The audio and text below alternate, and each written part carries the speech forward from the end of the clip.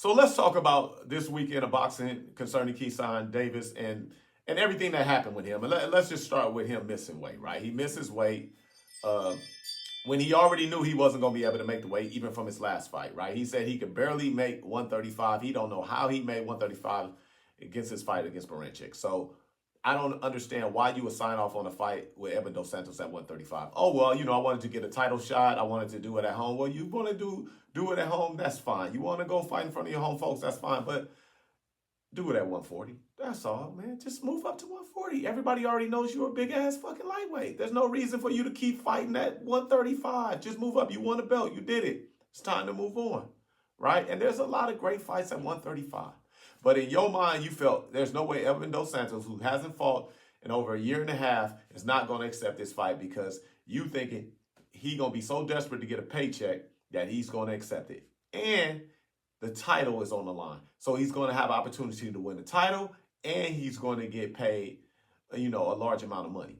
So in your mind, you like, that boy going to take that money anyway. So let's just go ahead and go through with the fight. And, I'll have all the advantage. I'll have the home crowd. I'll have, a big weight advantage. And we'll do it like that. And I'll pay him some money out of my purse. So there were so many things that you would think there's no way he's going to decline this fight.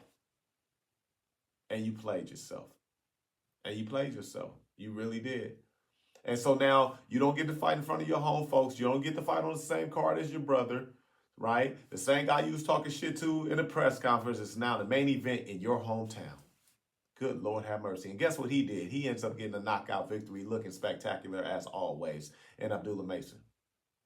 So you blew it, man, in so many ways. And then you got the fights laughing and smiling and shit and acting like everything is all good. But I know deep down inside, man, you felt like shit. But you played yourself. That's what you did. And so now you don't get to perform in front of your home crowd, right? Some other guy that's in your weight class, well, previously was in your weight class, got to be the main event. And then you get your older brother in the ring and he loses to Albright, right? Okay. He takes a loss. Your brother ain't that good, bro. I'm just going to keep it a buck with you. He's a smaller version of Deontay Wilder with no power. No fundamentals, no footwork, terrible balance. He's just not that good. I'm just being honest with you, bro. He's not. He lost. Albright almost beat you. He almost beat you. This was terrible matchmaking. Albright can fight. He can fight. He's not an easy out. You know that. So why would you put your brother in the ring with him? That was just not a smart move by Top Rank and your team. That was just done.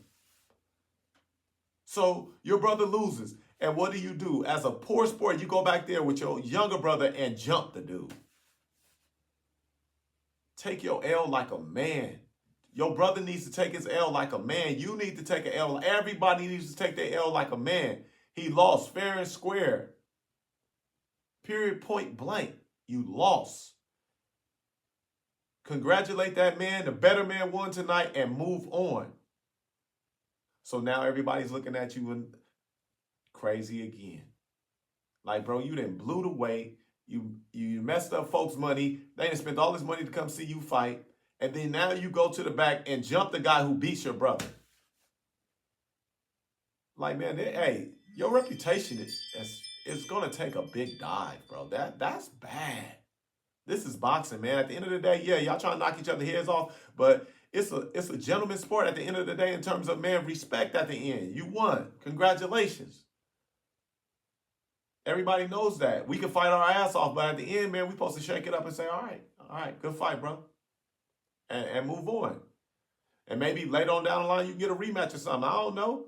But you can't go back there and then jump the man who just had a 10-round fight. It was sad. And then you had your little baby there, man. You had your little baby there. What are you thinking? And nobody give me that shit about he's young. I don't want to hear that, man. The man is 25, 26 years old. He's old enough to know better. So no excuses. I don't want to hear that young shit. I don't want to hear it. Zero class. Zero class. And behaving like that, it shows no class, man. No type of sportsmanship. It was a bad look in so many ways. And you got your baby there. Come on, man. We cannot support this. We can't, right? So I expect him to be suspended. I suspect him to be sued, as Albright's team has already mentioned. And man, yeah, he's going to take a hit financially, and his reputation. All of that is going to take huge amount of. It's going to take a huge hit. So we'll see what he does. Now he's going to be out the ring even longer. They're probably going to suspend him. I'm pretty sure. So now you're going to be out the ring even longer, bro.